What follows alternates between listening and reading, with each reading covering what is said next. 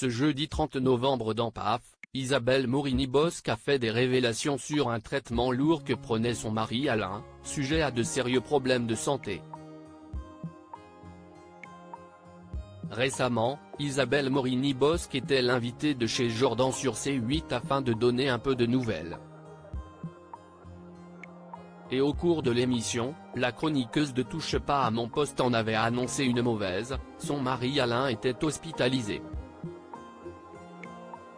Une épreuve difficile pour la journaliste qui tente de concilier tant bien que mal sa vie professionnelle et gérer l'état de santé de son époux. Depuis 4 ans ça ne va pas bien, les soucis ont commencé de façon larvée et depuis 1 an et demi, de façon beaucoup plus dure. Je ne vais pas vous le cacher, il a une leucémie, avait-elle déclaré, émue.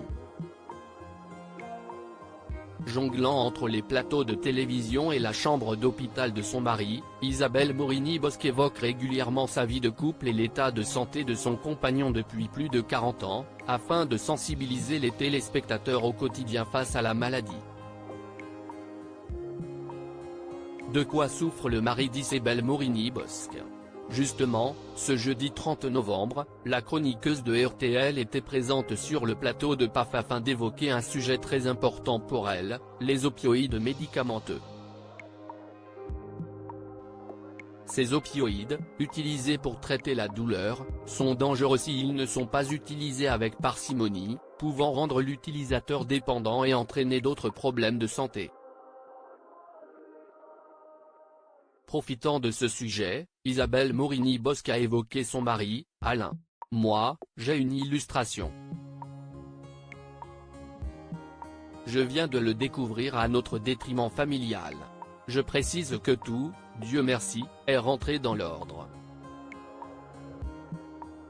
À mon mari, qui a 2 pathologies lourdes, cancéreuses et cardiaques, on lui a donné du tramadol, a-t-elle commencé. Rien n'allait. Puis, elle a ajouté, « Moi, je ne sais pas, je ne vais pas sur internet pour voir ce que sont les médicaments. On ne lui a pas dit à quel moment il fallait l'arrêter, donc lui, il a continué le traitement. Pour parler vulgairement, il est parti en coïlesse, complètement.